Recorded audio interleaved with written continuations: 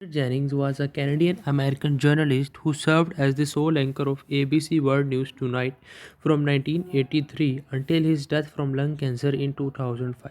He dropped out of high school, yet he transformed himself into one of American television's most prominent journalists.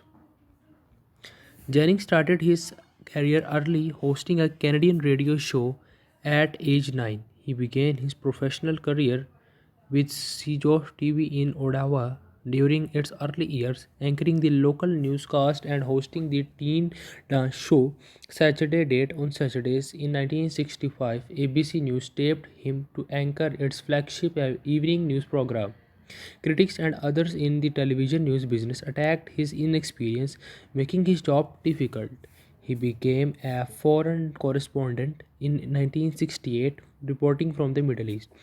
Jennings returned as one of World News Tonight's three anchormen in 1978, and he was promoted to sole anchorman in 1983.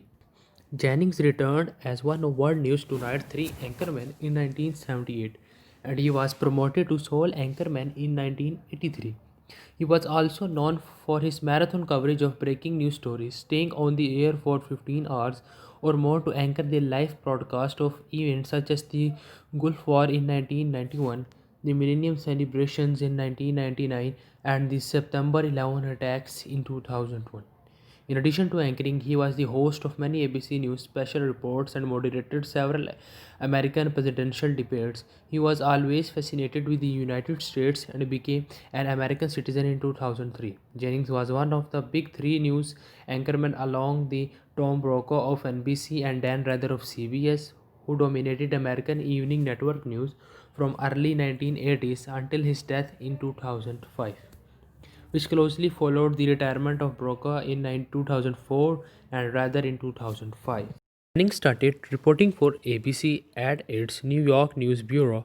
At the time, ABC was behind the more established news divisions of NBC and CBS, and the network was trying to attract young viewers. On February 1, 1965, ABC plucked the fresh faced Canadian from the field and placed him at the anchor desk of Peter Jennings with the news, then a 15-minute nightly newscast.